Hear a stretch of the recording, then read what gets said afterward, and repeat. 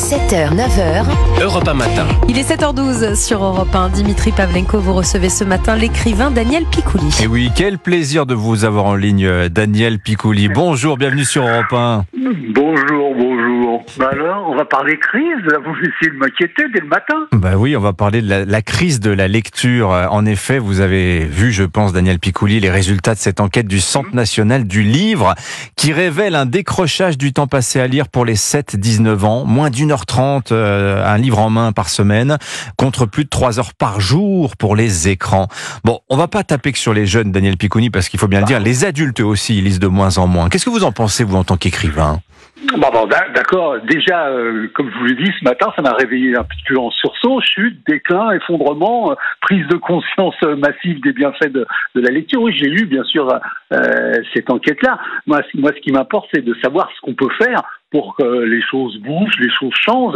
Et chacun d'entre nous, là où on est des petits héros hollandais, hein, on bouche les trous là où ils sont, et puis on essaie que la digue nous tombe pas sur la tête. Donc c'est ce qu'on va faire, même ce matin, pour donner plutôt envie de lire et ne pas s'inquiéter de ça, parce qu'on parle aussi aux parents. Oui. Hein, moi, quand je suis dans les salons, ce que je vois arriver, c'est des parents un petit peu désespérés, un peu effondrés aussi de voir que leurs enfants ne lisent pas. Enfin, c'est un sentiment qu'ils ont.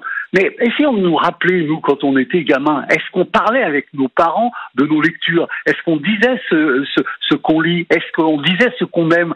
Moi, je sais qu'en tant que garçon qui voulait être champion du monde de football, je trouvais pas ça très malin et très valorisant de parler de lecture avec mes copains. Moi, je crois qu'il y a aussi des postures par rapport à la lecture quand on nous interroge. Et puis après, comment savoir parler d'un livre? Oui. C'est déjà apprendre à parler d'un livre, c'est déjà extrêmement compliqué. Mais je vais vous faire un aveu, Daniel Picouli. C'est vrai qu'il m'arrive des fois de gronder mon fils, mon plus jeune fils, en lui disant va lire un livre, enfin, lui ordonner.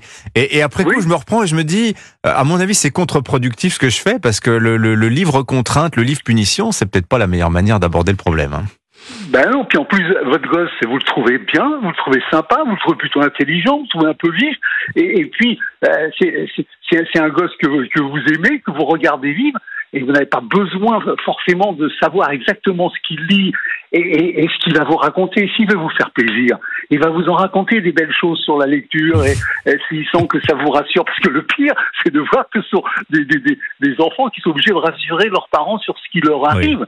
Mais alors, comment vous faites, vous, Daniel Picouli, pour susciter cette envie de lire? Je vais dans les salons, j'écris des ouvrages pour les grands, voilà, mais aussi beaucoup pour les petits, et même ce week-end où les grands seront peut-être au Salon du Livre de Paris, moi je serai à Nancy, au Haut du Lièvre, un salon qui est organisé par des étudiants, où on va, c'est un salon jeunesse, où on va lire, donner des spectacles même de lecture. On va essayer que le plaisir remplace ce côté un petit peu dramatique de la présentation de la lecture chez les jeunes. Il faut donner envie, faut partager ça, quoi. C'est aussi simple que ça, et aussi difficile. Je veux bien le mettre.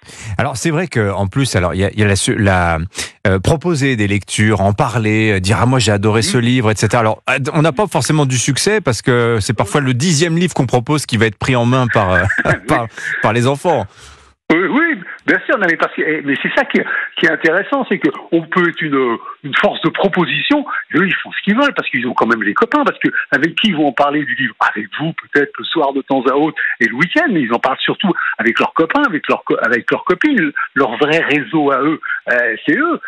Derrière la porte de leur chambre, ce qui se passe, ça devient quand même un grand mystère. Donc même dans ce domaine de la lecture, c'est difficile de partager des émotions quand on est une jeune fille ou un jeune garçon ou un adolescent, où déjà on est plus travaillé par le corps que par les idées. Donc c'est un peu un moment, et justement ces enquêtes sont dans le cœur de ce qui est compliqué, c'est-à-dire ces âges-là, quoi. Mais je loue votre empathie vis-à-vis des jeunes, Daniel Picouli, parce que c'est vrai que vous faites l'effort de vous mettre à leur place, alors qu'on n'arrête pas de leur dire l'écran c'est du sucre pour le cerveau, faut que tu résistes au sucre.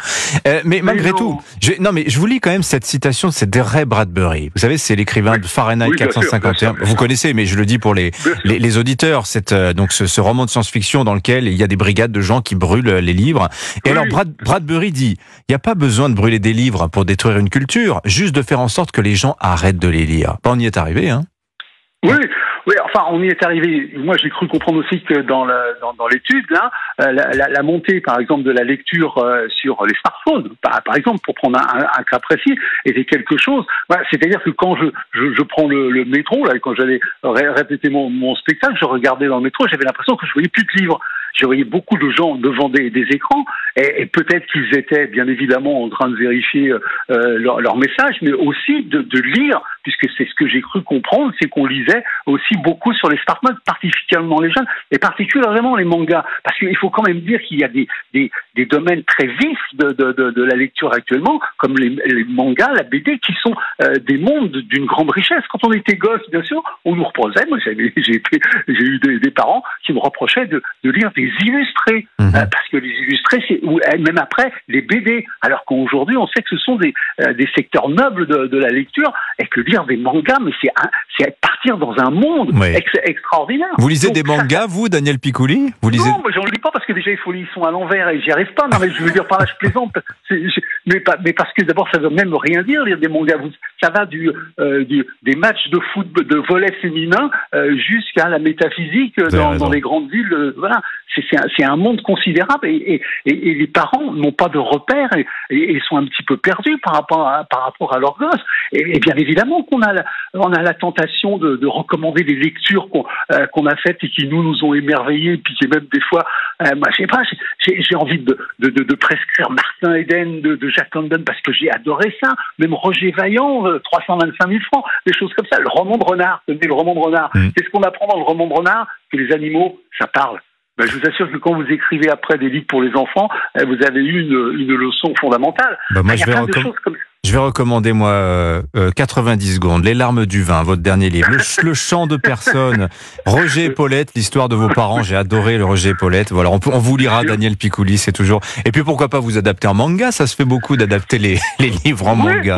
Hein, merci d'avoir... Je suis prêt à m'adapter et être adapté, sans problème. Bon, et voilà. Et donc on peut vous voir. Hein. Donc vous nous avez dit, vous êtes à Nancy ce week-end. À Nancy, au haut du Lièvre, tout là-haut à la MJC, et mercredi 13, on sera avec des jeunes gens, des parents qui vont amener leurs enfants au livre, et nous qui allons amener les enfants à la lecture. Voilà, c'est ce qu'on fait quotidiennement, j'allais presque dire. Voilà, vous nous avez quand même détendu sur ce sujet qui nous inquiète. Merci, merci beaucoup, Daniel Picouli. Et puis pour ceux qui aiment le foot aussi, Daniel Picouli en parle très bien dans ses livres. Il y a le 13e but à lire. Enfin, il y a plein de choses à lire de Daniel Picouli. Et il y a de sacrées soirées en ce moment. Hein, il y a de sacrées soirées en ce moment. Merci à vous, Daniel Picouli. Bonne journée. Allez, l'édito écho dans un instant sur Europe 1.